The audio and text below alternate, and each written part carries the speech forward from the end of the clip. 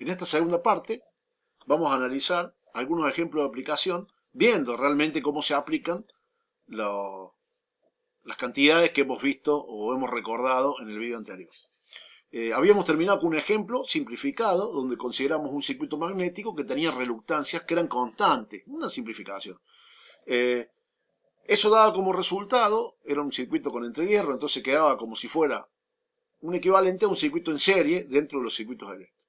En ese caso, que las reluctancias eran constantes, lo resolvíamos directamente encontrando los valores de reluctancia, encontrando la reluctancia total, y después, en función del cociente de la fuerza magnetomotriz, que eran los N por I, dividido la reluctancia, obteníamos el valor de flujo. Entonces, esa sería una forma de trabajar, pero tiene el inconveniente de que solamente sirve cuando los circuitos son lineales, es decir, cuando tenemos materiales no ferromagnéticos, que lamentablemente no es el caso común. El caso común en la aplicación de los circuitos magnéticos es que yo los aplique con circuitos con materiales ferromagnéticos, porque tienen la característica de que, o una propiedad que aumentan considerablemente el flujo magnético para un determinado valor de fuerza magnetomotriz. ¿Cuál sería el problema? ¿De dónde surge esta dificultad? ¿Por qué no podemos trabajar como si fuera un circuito eléctrico? Bueno, el problema está que en la definición de la reluctancia aparece un parámetro, que es la permeabilidad del material, que en general, para los materiales ferromagnéticos, es no lineal. Eso lo vamos a ver en el gráfico que sigue. Esto serían las curvas de magnetización normales, un promedio del ciclo de histérisis. Bueno, ustedes después lo leen en algún libro de electricidad y magnetismo, pero digamos, aparecerían las curvas de magnetización, que se denominan directamente curva BH, porque en una está la densidad del campo magnético y en el otro la intensidad del campo magnético, que relacionan, o de alguna manera la relación entre ellos es el parámetro mu, que se denomina permeabilidad del material. Como están viendo, no es para nada la ecuación de una recta. Si bien hay algunas zonas donde podemos considerar que es más o menos recta, es decir, al principio, en la zona donde todavía estamos lejos de la saturación, y al final, cuando ya se ha saturado completamente el material, podemos considerar que son tramos rectos, pero eso sería una simplificación que en la mayoría de los problemas no nos sirve, porque justamente por una cuestión de aprovechamiento del material magnético, se diseñan los circuitos magnéticos para trabajar cerca del codo o de la rodilla de saturación. Entonces, lamentablemente, muy pocas veces lo podemos usar a esa simplificación. Entonces, si bien es cierto que vamos a asociar, lo vamos a pensar, podemos pensar un circuito magnético como si fuera un equivalente de un circuito eléctrico, donde tenemos reluctancias en serie, fuerzas magnetomotrices, podemos aplicar las leyes parecidas a lo que serían las leyes de Kirchhoff para el circuito magnético, la ley de Ohm, etc. Solamente eso no es útil para pensar el problema, pero no para sacar las cuentas, porque a la hora de resolver vamos a tener que utilizar algún método que incluya la lectura de datos de un gráfico, de una tabla o algún tipo de ecuación que nos dé esta característica de no linealidad entre B y H. O sea, cómo variaría la permeabilidad. Ustedes tienen en el apunte que les dejé, tienen ahí unas curvas de variación de permeabilidad. Lo que vamos a hacer directamente es pensar en dos tipos de problemas que se pueden llegar a dar. El primer tipo de problema, que es un problema relativamente fácil de resolver, es cuando yo tengo como dato el flujo de trabajo y lo que me piden es calcular la corriente, o las corrientes, puede haber más de una bobina en el circuito, más de una fuente de fuerza magnetomotriz, que produzca el valor del flujo. Ese problema normalmente puede tener dificultades, pero es un problema que se puede resolver de manera directa. Ya vamos a ver un ejemplo cómo se hace.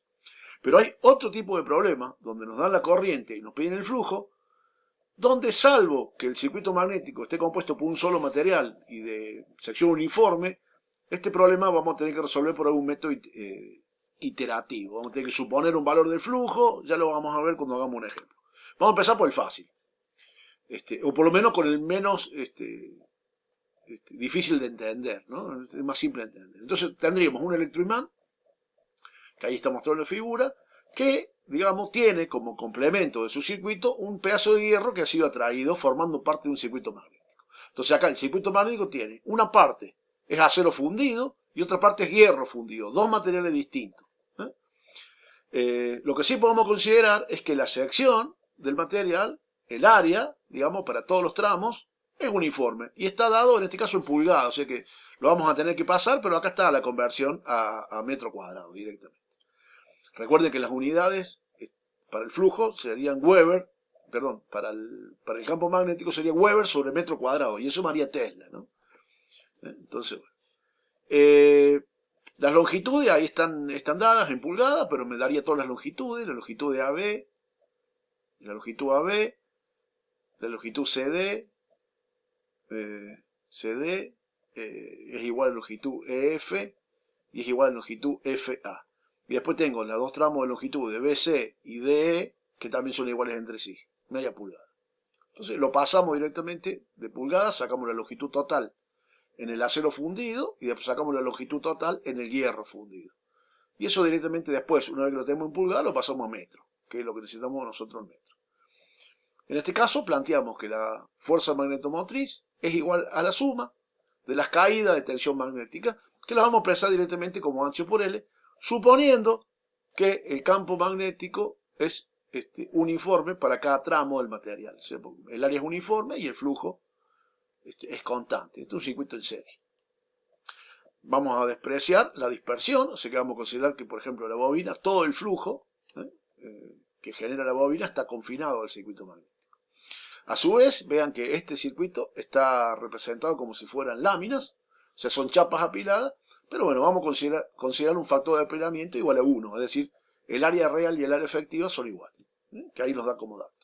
A su vez nos da el flujo de trabajo, 3,5 por día a la menos 4 Weber.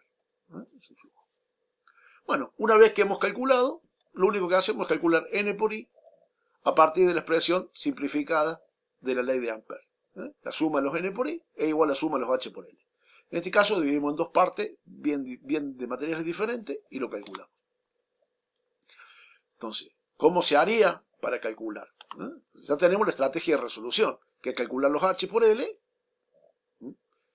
para encontrar cuánto valdría I despejando cuánto es de la ecuación del N por I. Pero, ¿cómo calculamos el valor de H? Para eso, vamos a calcular primero el valor de flujo, perdón, del campo magnético, que es el flujo de violaria. Eso nos da 0,542 Tesla. Y después entramos con ese valor a las tablas para cada uno de los materiales. Entramos con el valor en Tesla, 0,42 Tesla, y encontramos los valores de H que corresponden.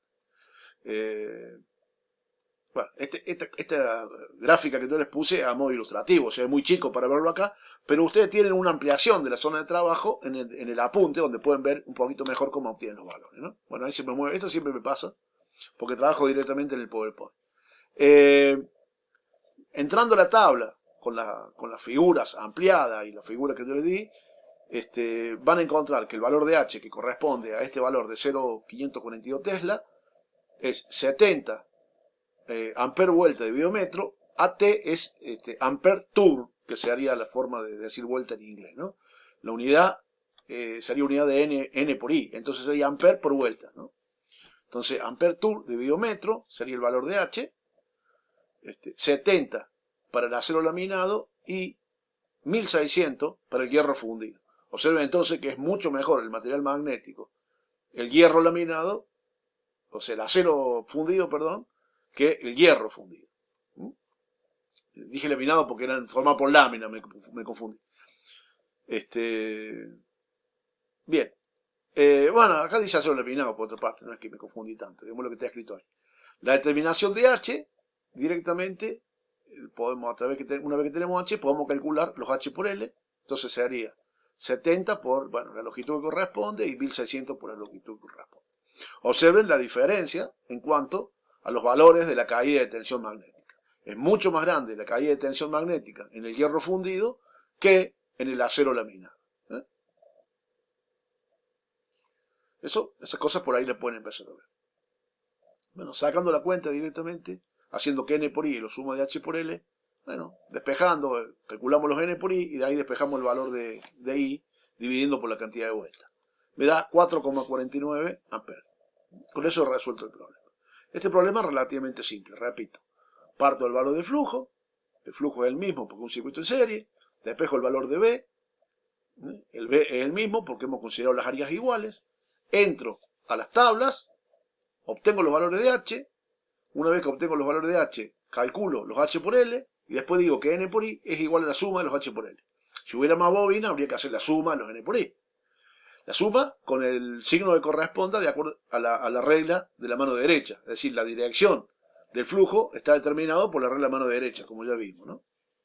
Bueno, ahí una vez que tengo los N por I, calculo el valor de I dividiendo por N. Es simple el problema.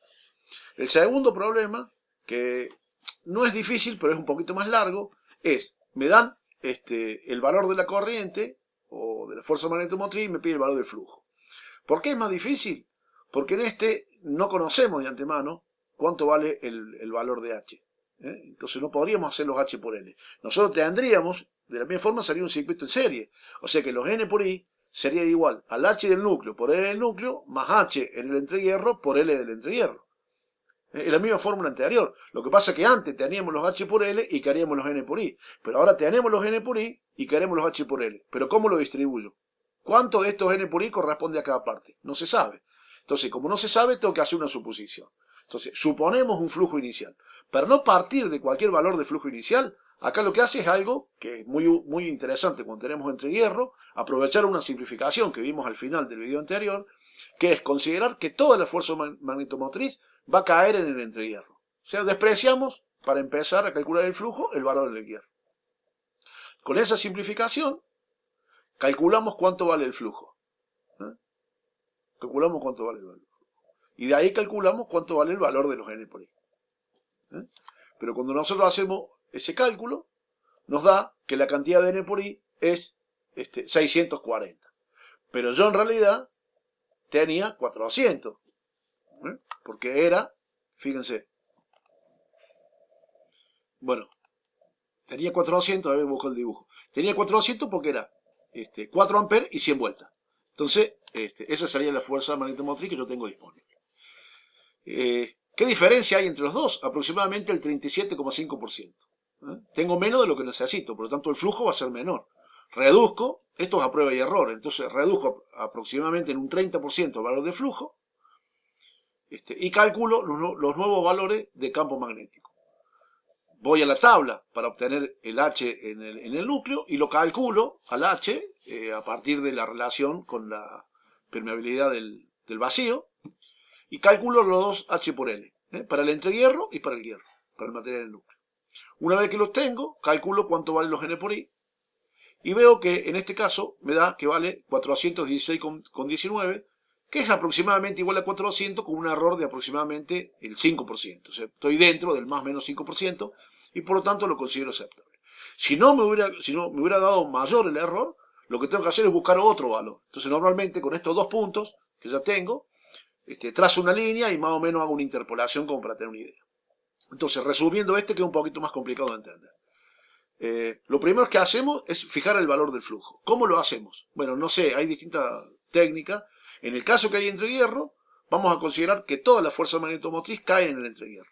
Determinamos el valor del flujo, y a partir de ese valor del flujo, determinamos los valores de B y de las curvas, obtenemos los datos necesarios para calcular los amperes vueltas.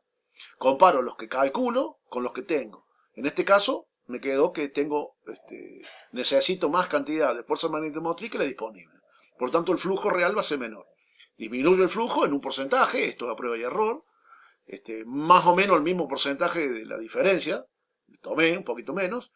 Bueno, con ese valor del flujo calculo el B y de ahí voy de vuelta a la tabla a calcular el valor de H en el núcleo para calcular el H por L y voy a la expresión de que para despejar H en el entrehierro a partir de la permeabilidad del vacío y calculo el H por L de la misma forma que hicimos antes.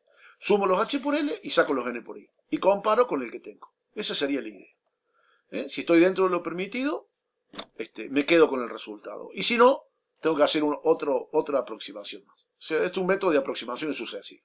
Bueno, con esto terminamos. Ahí tienen un par de problemas. Después háganme consulta si necesitan algo o mándenme algún mail. Y yo me pongo a preparar transformadores, que sería lo que falta de la parte de magnetismo. Suerte y que sigan bien.